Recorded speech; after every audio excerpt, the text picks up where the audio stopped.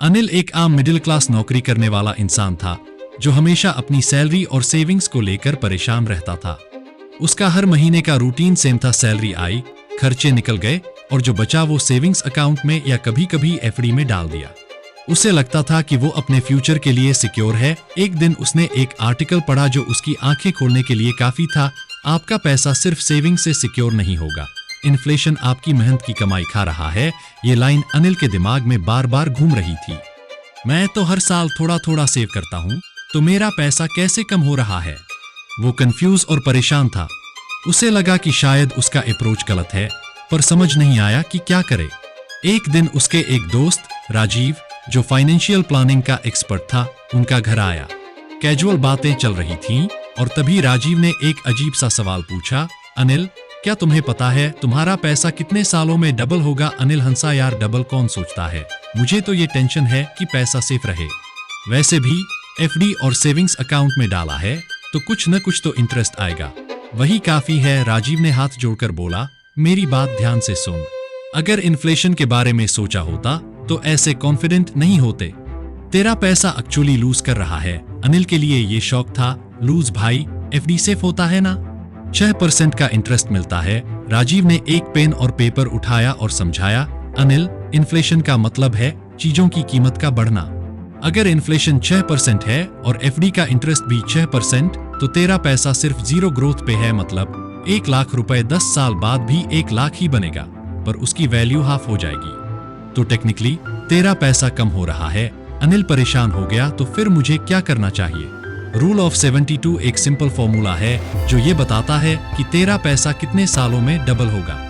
Formula है 72 divide by interest rate is equal to double होने के साल। मान ले तू एक एफडी में पैसा लगाता है जिसमें 6% का इंटरेस्ट मिलता है। 72 divide by 6 is equal to 12, मतलब तेरा पैसा 12 साल में डबल होगा। अनिल ने सोचा, ये तो सिंपल है, पर अगर इंटरेस्ट रेट ज्यादा हो? राजीव ने एक और उदाहरण दिया, अगर तू एक ऐसे इन्वेस्टमेंट में पैसा डाले जो 12% का एनुअल रिटर्न दे, 72 divide by 12 is equal to 6, मतलब सिर्फ 6 साल में तेरा पैसा डबल हो जाएगा। अनिल इम्प्रेस था, वह तो हाई रिटर्न इन्वेस्टमेंट्स में पैसा लगाना चाहिए। राजीव ने मुस्कुराकर बोला, बिल्कुल, लेकिन ये सिर्फ हाफ स्टोरी है। रियल मैजिक होता है कंपाउंड इंटरेस्ट का। कंपाउंड इंटरेस्ट का कॉन्सेप्ट सुनते ही अनिल क्यूरियस हो गया। राजीव ने समझाया, कंपाउंड इंटरेस्ट का मतलब है कि जो इंटरेस्ट मिला वो भी प्रिंसिपल बन जाता है और उस पर भी इंटरेस्ट लगता है। ये एक एक्सपोनेंशियल ग्रोथ क्रिएट करता है। एक उदाहरण से राजीव ने बात क्लियर की। मान ले तू 1 लाख रुपए इन्वेस्ट करता है और 12% का एनुअल रिटर्न मिलता है। पहले साल का इंटरेस्ट 12,000 रुपए होगा, टोटल 1,12,000 रुपए। दूसरे साल इंटरेस्ट 1,12,000 रुपए पर लगेगा, जो 13,440 होगा। तीसरे साल ये और ज्यादा होगा। इससे तेरे पैसों का ग्रोथ स्पीड से बढ़ता है। अनिल हैरान था, मतलब इंटरेस्ट पर भी इंटरेस्ट मिलेगा? राजीव बोला, बिल्कुल, कंपाउंड इंटरेस्ट का सबसे बड़ा दोस्त है टाइम। जितना लंबा टाइम तेरा पैसा इन्वेस्ट होगा उतनी ज्यादा ग्रोथ होगी। अब राजीव ने एक और शॉकिंग बात कही, अनिल, अगर तू जल्दी स्टार्ट करेगा तो तुझे ज्यादा फायदा मिलेगा, टाइम तेरे फेवर में काम करेगा। लेकिन अगर लेट स्टार्ट करेगा तो तेरा ग्रोथ का पोटेंशियल लिमिटेड हो जाएगा। राजीव ने एक और उदाहरण दिया, मान ले तू 25 साल की एज में 5,000 रुपए हर महीने इन्वेस्ट करता है और 12% रिटर्न मिलता है। 35 साल की एज तक तेरा टोटल 1.12 करोड़ बनेगा। लेकिन अगर तू 35 साल की एज में स्टार्ट करेगा और वही 5,000 रुपए इन्वेस्ट करेगा तो 25 साल बाद सिर्फ 40 लाख रुपए बनेगा। तुझे 70 लाख रुपए का डिफरेंस देख रहा है? अनिल शॉक्ड था, मतलब जल्दी शुरुआत करने से इतना ज्यादा इंपैक्ट हो सकता है? राजीव बोला, बिल्कुल, टाइम और कंसिस्टेंसी कंपाउंड इंटरेस्ट के सबसे बड़े साथी हैं। अनिल अब इन्वेस्टमेंट्स के बारे में ज्यादा सीरियस हो गया था, लेकिन उसे एक डर था रिस्क का। यार राजीव, स्टॉक मार्केट और म्यूचुअल फंड्स मुझे रिस्की लगते हैं, मेरा पैसा कहीं डूब गया तो? राजीव ने शांत होकर कहा, रिस्क तब होता है जब नॉलेज नहीं होती। अगर तू समझकर इन्वेस्ट करेगा तो रिस्क मैनेजेबल है। राजीव ने कुछ शुरुआती ऑप्शंस सजेस्ट किए।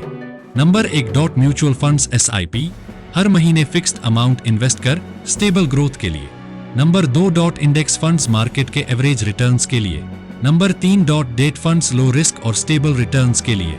नंबर 4, ELLS, टैक्स बचाने के साथ अच्छे रिटर्न्स का ऑप्शन।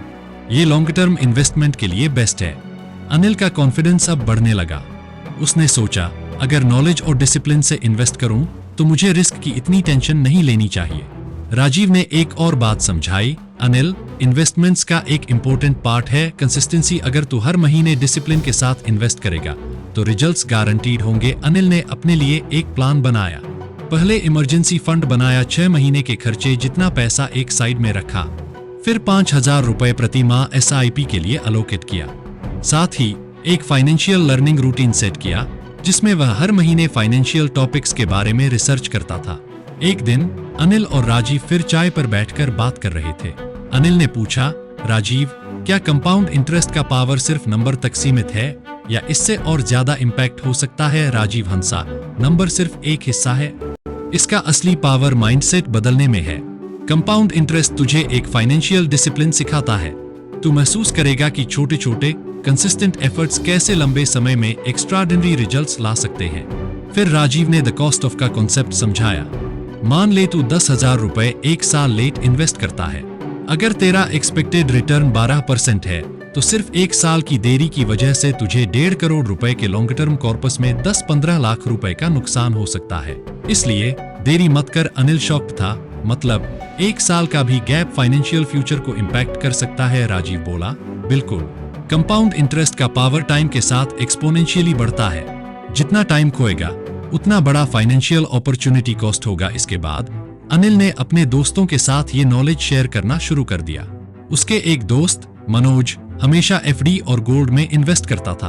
अनिल ने उससे पूछा, मनोज, क्या तू इन्फ्लेशन को बीट कर रहा है? मनोज हंसा, गोल्ड तो सेफ इन्वेस्टमेंट है। अनिल ने कहा, सेफ है, पर क्या तेरा पैसा ग्रो कर रहा है? अगर तू 1 लाख रुपए एक 6% FD में डालता है तो तेरा पैसा डबल होने में 12 साल लगेंगे। अगर तू 12% रिटर्न वाले म्यूचुअल फंड में इन्वेस्ट करे तो वो पैसा सिर्फ 6 साल में डबल हो जाएगा। मनोज ने सोचा, ये तो मैंने कभी नहीं देखा, तो मुझे कहाँ स्टार्ट करना चाहिए? अनिल ने राजीव के पॉइंट्स रिपीट किए। जल्दी स्टार्ट करो, कंसिस्टेंट रहो और लॉन्ग टर्म विजन रखो। 10 साल बाद अनिल का पोर्टफोलियो 50 लाख रुपए से ज्यादा का हो चुका था। उसने पेशेंस और डिसिप्लिन के साथ अपने पैसों को ग्रो करने दिया। अब वो अपनी फैमिली के लिए एक सिक्योर फ्यूचर बना चुका था। राजीव ने उससे एक दिन कहा, देखा अनिल, तेरा एक सिंपल स्टेप तुझे कहाँ ले आया। रूल ऑफ 72 और कंपाउंड इंटरेस्ट का पावर समझने से तुझे फाइनेंशियल फ्रीडम मिल गई। अनिल बोला, हाँ राजीव, एक समय था जब मुझे लगता था कि सेविंग्स अकाउंट और FD बेस्ट ऑप्शंस हैं, लेकिन अब मुझे पता है कि इन्फ्लेशन से लड़ने और फ्यूचर सिक्योर करने के लिए स्मार्ट इन्वेस्टमेंट्स जरूरी है। इन्वेस्टिंग का मैजिक है कंपाउंड इंटरेस्ट और रूल ऑफ 72। अगर आप इस फॉर्मूला को समझकर डिसिप्लिन के साथ इन्वेस्टमेंट्स शुरू करेंगे तो आपका पैसा एक्सपोनेंशियली ग्रो करेगा। अभी शुरू कीजिए, देरी मत कीजिए। टाइम आपका बेस्ट दोस्त है। आखिरकार अनिल पैसे वाला आदमी बन ही गया। पर अगर आप भी अनिल जैसे अमीर आदमी बनना चाहते हैं पर आपके पास अनिल जितना समय नहीं है और आप जल्दी से अमीर बनना चाहते हैं, तो मैंने आपके लिए एक शानदार प्लान बनाया है जो आपको अमीर बना देगा। तो इस वीडियो पर क्लिक कीजिए और अमीर आदमी बन जाइए।